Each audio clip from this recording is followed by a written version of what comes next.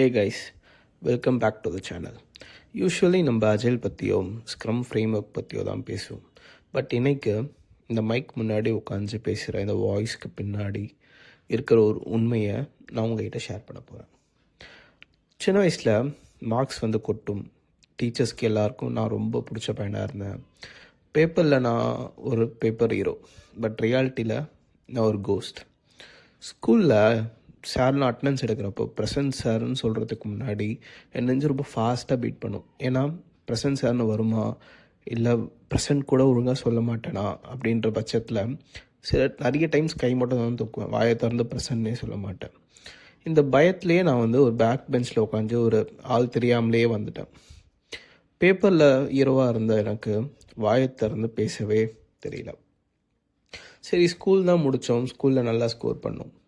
அப்புறம் அப்படியே காலேஜ் முடிகிற வரைக்கும் நான் அப்படியே தப்பிச்சு ஓடிடலான்னு நினச்சேன். பட் பிளேஸ்மெண்ட்ஸ் செஷன்ஸ் வந்தப்போ முன்னாடி ஒரு பெரிய வால். எய்தர் நான் பேசணும் இல்லை பிளேஸ்மெண்ட் இல்லாமல் வெளியே போகணும் காலேஜை விட்டு. என்னோடய ஃப்ரெண்ட் கிட்ட நான் இதை பற்றி பேசிகிட்டு இருந்தேன்.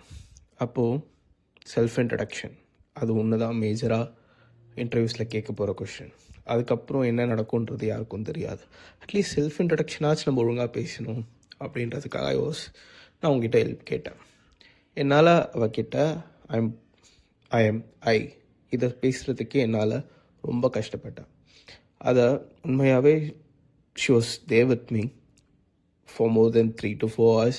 ஒரு செல்ஃப் இன்ட்ரடக்ஷனை ஒரு பேப்பரில் எழுதி அதை மக்கப் பண்ணி ஒரு 30 to 40 times அவகிட்ட நான் பேசி காமிச்சிருப்பேன். அப்படியே அதே ஃப்ளோவோடைய பிளேஸ்மெண்ட்டுக்குள்ளே போகணும். I got placed. பட் சரி, மார்க்ஸ் இருந்தது, வேலை கிடச்சிருச்சு, இனி நம்மளுக்கு பேசவே வேணாம் அப்படின்னு நினச்சிட்டு இருந்தேன். பட் எவ்வளோ முட்டாளாக இருந்திருக்கேன். ராங் ஐ வாஸ் அப்படின்ற மொமெண்ட் வேலைக்கு போயிட்டோன்னு தான் தெரிஞ்சது. வேலைக்கு போயிட்டோன்னே ஒரு ஸ்டேட்டஸ் அப்டேட் பண்ணுறதோ, ஒரு 10 பேருக்கு ஒரு மீட்டிங்கில் போயிட்டு நம்ம என்ன பண்ணோம், இன்றைக்கி என்ன பண்ண போகிறோம், நாளைக்கு என்ன டாஸ்க் அப்படின்றது பேசணும். இதுவே எனக்கு ரொம்ப கஷ்டமாக இருந்தது. அப்புறமா அங்கே குவிட் பண்ணிவிட்டு ஐ வாஸ் டூயிங் மை எம்பிஏல தான் என் பேப்பர் ஹீரோன்ற இமேஜ் உடஞ்சது. ப்ரெசன்டேஷன் பண்ணியே ஆகும் அப்படின்ற ஒரு சுச்சுவேஷன். எம்பிஏல வீக்லி அட்லீஸ்ட் 3 ப்ரெசன்டேஷன்ஸ் இருக்கும், 2-3 எக்ஸ்டம்போஸ் இருக்கும், குரூப் டிஸ்கஷன்ஸ் நடக்கும், டெய்லி ஒரு டாபிக்ஸ் எடுத்து டிஸ்கஸ் பண்ணுவாங்க. ஸோ இப்படி இருக்கிறப்போ நம்ம எப்படி இதை வித்ஸ்டாண்ட் பண்ண போகிறோம்? ஒரு இன்டர்வியூவில் செல்ஃப் இன்ட்ரடக்ஷனே நம்மளால் பேச முடியல அப்படின்னு ரொம்ப உடஞ்சி போனப்போ இங்கேயுமே எனக்கு ஒரு ஃப்ரெண்ட் கிடச்சாங்க. அவங்கக்கிட்ட ஐ வாஸ் டாக்கிங். என்னோடய ப்ராப்ளம்ஸ் அவங்ககிட்ட பேசிகிட்டு இருக்கும்போது அவங்க என்ன நினச்சாங்கன்னு தெரியல. But she said something. உங்ககிட்ட நிறைய தாட்ஸ் ரன் ஆகுது, பட் அதை உன்னால் ஒரு வேர்ட்ஸாக கன்வெர்ட் பண்ண முடியல, உன்னால் ஆர்டிகுலேட் பண்ண முடியல. அதாலேயே நீ ரொம்ப பதட்டப்பட்டு சீக்கிரமாக பேசணும், நம்மளுக்கு திக்கும், நம்மளால் பேச முடியாதுன்ற ஒரு தாட் ப்ராசஸில் நீ என்ன யோசிக்கிறன்றதை ப்ராசஸ் பண்ணுறதுக்கு முன்னாடியே நீ ஸ்டாப் பண்ணிடுற. அதுதான் நீ பண்ணுற தப்பு. நீ நின்று யோசித்து பேசு அப்படின்னு ஒன்று சொன்னாங்க. அதுதான் என்னோடய லைஃப்பை மாற்றின ஒரு மொமெண்ட். அன்னிலேருந்து நான் நல்லா ஃபாஸ்ட்டாக பேசணும்னு கேட்டிங்கன்னா கிடையாது. ஆனால் இப்போ நான் எதாவது பேசணுன்னா யோசித்து நின்று ப்ராசஸ் பண்ணி தான் பேசுகிறேன். சைலண்ட்டை பார்த்து ரொம்ப சைலண்ட்டாக ஒரு 10 பேர் நிற்கிறாங்க, அவங்க முன்னாடி ப்ரெசென்ட் பண்ணுறேன்னா ஜஸ்ட் ரொம்ப சைலண்ட்டாக நான் ஸ்டாப் பண்ணிவிடுவேன். வார்த்தையே வராது. இட்ஸ் ஓகே, அவங்க வெயிட் பண்ணட்டும், யூ டாக் அப்படின்னு அந்த ஸ்பேஸ் எனக்கு எம்பிஏ கொடுத்தது. வார்த்தை வரலன்னா என்ன, நான் என்ன யோசிச்சுன்றதை பேசிட்டு தான் போவேன். ஆடியன்ஸை வெயிட் பண்ண வச்சேன். பட் அது தப்பில்லைன்னு புரிஞ்சுது. என்னோடய வீக்னஸை நான் என்னைக்கு அக்செப்ட் பண்ண ஆரம்பித்தேனோ அதுதான் என்னோடய ரியல் விக்ட்ரி அப்படின்னு நான் நினைக்கிறேன். இன்றைக்கி நான் ஒரு ப்ராடக்ட் ஓனராக இருக்கேன். டெய்லி ஸ்க்ரம் மீட்டிங்ஸ் ரன் பண்ணுறேன், டீம் லீட் பண்ணிகிட்ருக்கேன்.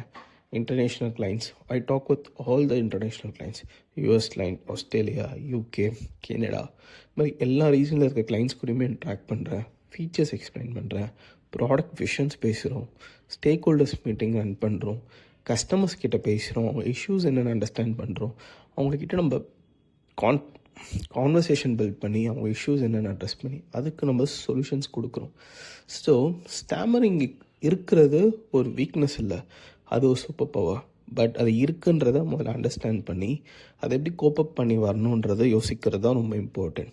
ஸ்டாமரிங் இருக்கும் போது நான் ரொம்ப டீப்பாக லிசன் பண்ணுவேன். பிகாஸ் நான் பேசவே மாட்டேன்ல. பேசினா தானே மற்றவங்க பேசுகிறத ஸ்டாப் பண்ணுவேன். அவங்க எல்லாரும் என்ன பேசுகிறாங்க ரொம்ப டீப்பாக லிசன் பண்ணுவேன். பட் அதுவே இப்போ என்னோட ஒன் ஆஃப் த ஸ்ட்ராங் பாயிண்ட்டாக நான் ஃபீல் பண்ணுறேன். இப்போ யார் என்ன பேசினாலும் ரொம்ப அழகாக கவனித்து அதுக்கேற்ற மாதிரி தான் ரிப்ளை கொடுக்குறேன்.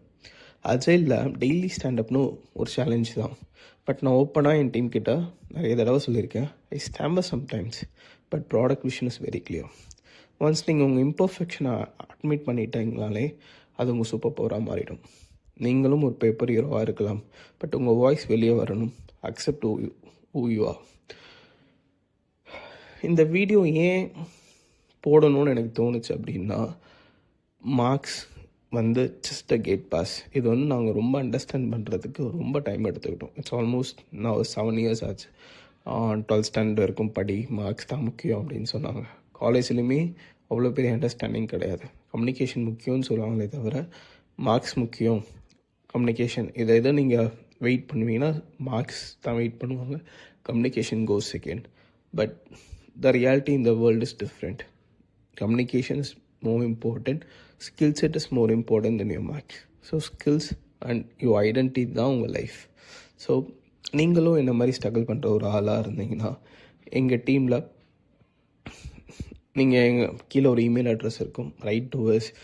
We can do mock sessions.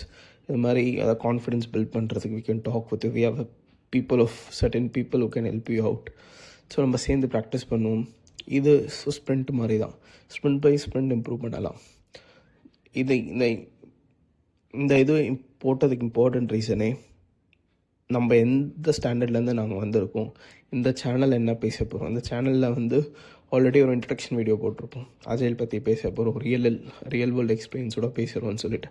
But still அதுக்கு மாரி நாங்கள் என்ன லெவல்லேருந்து வந்திருக்கோம் அப்படின்ற தாட் ப்ராசஸ் இருந்ததுன்னா உங்களுக்கு எங்கள் கூட கனெக்ட் பண்ணுறதுக்கு ஈஸியாக இருக்கும். இந்த வாய்ஸ் பின்னாடி இருக்க ஸ்ட்ரகிள் என்ன அப்படின்றது உங்களுக்கு தெரியணும் அப்படின்றதுக்காக தான் இந்த வீடியோ. இது என்ன மாதிரி ஸ்ட்ரகிள் பண்ண காலேஜ் லைஃப்லையோ ஸ்கூல் லைஃப்லையோ ஸ்ட்ரகிள் பண்ணிகிட்ருக்க பீப்புள் யாராவது பார்த்தீங்கன்னா யாருக்கா ஹெல்ப்ஃபுல்லாக இருக்கும்னா connect with us, we can help you out. இப்போயுமே இப்போ நான் நல்லா பேசுவேன் அப்படின்லாம் கிடையாது, பட் பேசுகிறேன். That's too important. மறக்காமல் சப்ஸ்கிரைப் பண்ணிவிட்டு போங்க. நெக்ஸ்ட் வீடியோவில் பார்ப்போம். Bye, take care.